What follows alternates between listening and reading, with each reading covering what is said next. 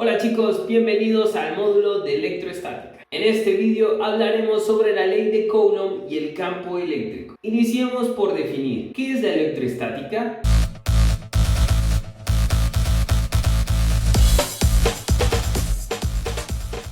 La electroestática no es más que el estudio de las interacciones entre cuerpos cargados eléctricamente, lo que nos lleva al siguiente concepto: carga eléctrica. La carga eléctrica es una propiedad física de algunas partículas subatómicas que se manifiestan mediante fuerzas de atracción y repulsión. A esta fuerza se le conoce como fuerza eléctrica. Una carga eléctrica podemos imaginarla como paquetes discretos que se representan con la letra Q. Si hay un exceso de electrones, hablamos de una carga de signo negativo, mientras que si existe un defecto de electrones, está cargado positivamente. Cuando se habla de paquetes discretos, se trata de que estas cargas serán un múltiplo entero de una cantidad, la cual es equivalente a este valor numérico. En el Sistema Internacional de Unidades, las cargas eléctricas se miden en coulombs. Experimentalmente se ha demostrado que los electrones tienen como carga eléctrica esta misma cantidad, pero con signo negativo, y para el caso de los protones,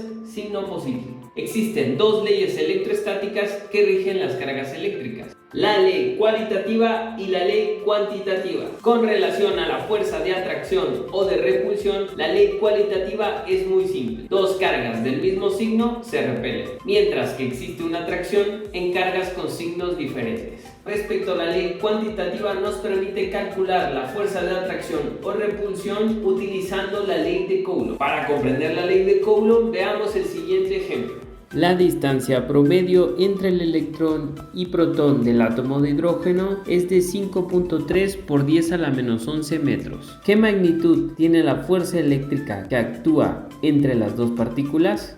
Bien, nos piden calcular la fuerza eléctrica que existe entre estas dos partículas en el átomo de hidrógeno. Esto sería una fuerza de atracción que ejerce el electrón sobre el protón. Esto se puede identificar fácilmente gracias a la ley cualitativa anteriormente mencionada. Nos interesa calcular la fuerza resultante y para ello vamos a utilizar la ley de Coulomb, que nos dice lo siguiente: para calcular la fuerza eléctrica, esta es igual a la constante eléctrica que se denota con la letra K, la cual no es una constante universal, sino una constante de proporcionalidad que depende del medio en el que se encuentren las cargas, y esto multiplicado por las cargas involucradas, cada una de ellas en valor absoluto, y todo esto sobre la distancia que separa dichas cargas, y se denota con la letra R elevada al cuadrado. Entonces, lo que nos dice la ley de Coulomb es que la fuerza eléctrica entre dos cargas es directamente proporcional al producto de las magnitudes de las cargas e inversamente proporcional al cuadrado de la distancia que las separa. Vamos entonces a reemplazar cada uno de los datos para obtener el valor de la fuerza eléctrica. En el caso del vacío, K tiene un valor aproximado de 9 por 10 a la 9 y sus unidades son Newton metro cuadrado sobre Coulomb al cuadrado. Sustituimos el valor de K y posteriormente multiplicamos por el valor absoluto de la carga 1 y de la carga 2, en este caso el valor del electrón y del protón, y todo esto está sobre el cuadrado de la distancia que separa las cargas, en este caso 5.3 por 10 a la menos 11 metros. Y listo, obtenemos el valor de la fuerza eléctrica existente entre estas dos partículas en el átomo de hidrógeno, que para este caso tiene una fuerza de atracción de 8.2 por 10 a la menos 8 newton. En el ejercicio anterior analizamos la interacción que ocurría entre el electrón y el protón del átomo de hidrógeno. Pero ¿qué pasa si eliminamos la carga de prueba?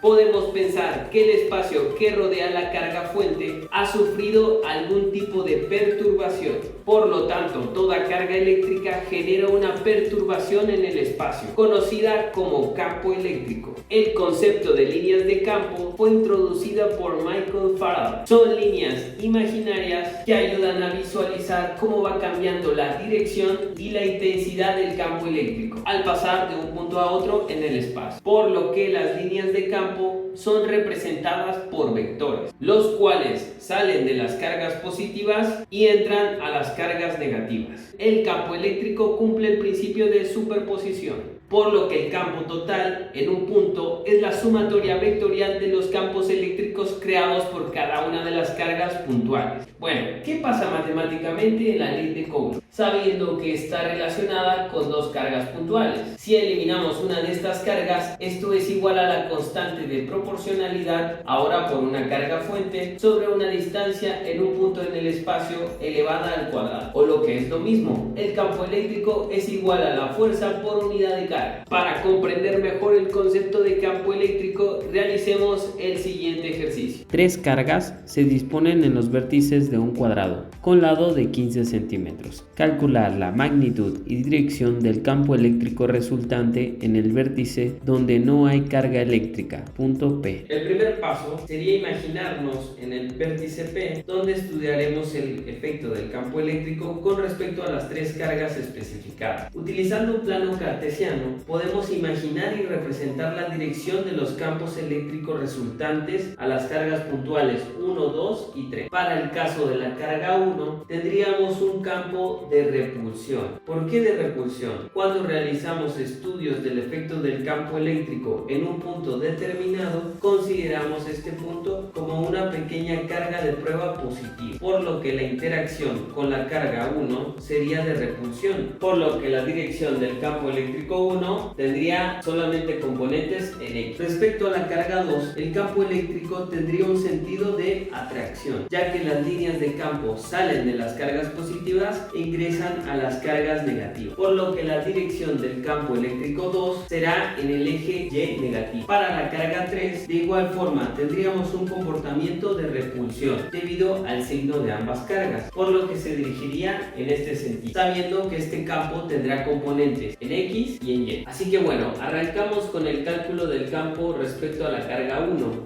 Sería el valor de la constante de proporcionalidad de 9 por 10 a la 9 newton metro cuadrado sobre coulomb al cuadrado, multiplicado por el valor de la carga 1, en este caso en absoluto, dividido entre la distancia que lo separa, que sería de 0.15 metros cuadrados, obteniendo el valor del campo 1 de 1.6 por 10 a la 6 newton sobre coulomb. Para el caso del cálculo del campo 2, sería el valor de la constante de proporcionalidad por el valor de la carga 2 de 7 por 10 a la menos 6 coulomb, dividido entre la distancia. Esto nos da como resultado 2.8 por 10 a la 6 newton sobre coulomb. Para finalizar, vamos al cálculo del campo 3 respecto a la carga 3. Multiplicamos el valor de la constante por el valor de la carga 3, que es de 3 por 10 a la menos 6 coulombs, dividido entre la distancia. Para conocer la distancia que existe entre la carga 3 y el punto de estudio, podemos utilizar la siguiente fórmula. La diagonal de una figura geométrica cuadrada es igual a la raíz de 2 multiplicada por el valor del lado. Sustituyendo los valores, obtenemos que la diagonal de este cuadrado es de 0.21 metros, los cuales sustituimos para el cálculo del campo 3, obteniendo como resultado 6.12 por 10 a la 5 newton sobre coulomb. Como mencionamos anteriormente, este vector tendrá componentes en ambos ejes. Para obtener el componente en X, utilizamos el coseno del ángulo formado, que para el caso de un cuadrado es de 45 grados. Sustituimos el valor del campo eléctrico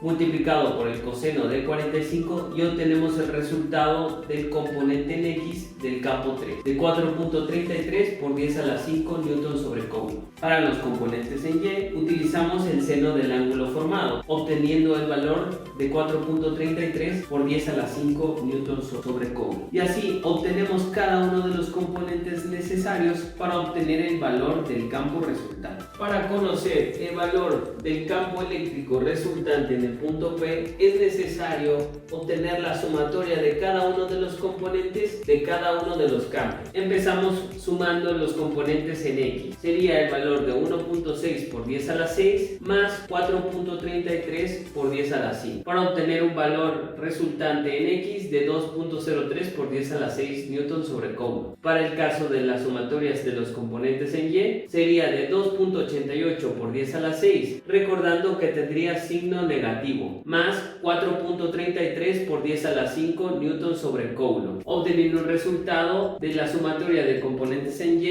de menos 2.44 por 10 a la 6 newton sobre coulomb. Para obtener el valor del campo eléctrico en el punto P resultante, esto es igual a la raíz cuadrada de los componentes en X al cuadrado más los componentes de y al cuadrado, dándonos un resultado de 3.17 por 10 a la 6 newton sobre el coulomb. Podemos notar que tenemos componentes en x positiva y componentes en y negativa. El único cuadrante en donde podríamos situar este campo eléctrico sería el cuadrante 4. ¿Y cómo encontramos el ángulo? Bueno, para encontrar el ángulo respecto a x utilizamos la siguiente fórmula: tangente a la menos 1 de la sumatoria de componentes en y sobre la sumatoria de componentes en x. Sustituyendo los valores obtenemos un ángulo de 50 grados. Para conocer el valor final de la dirección de este campo eléctrico sería el ángulo complementario de 310 grados. Bien chicos, esto ha sido todo por el vídeo de hoy. No olvides tomar apuntes para discutir sobre estos temas en nuestra sesión síncrona por Zoom. No olvides suscribirte. Chao.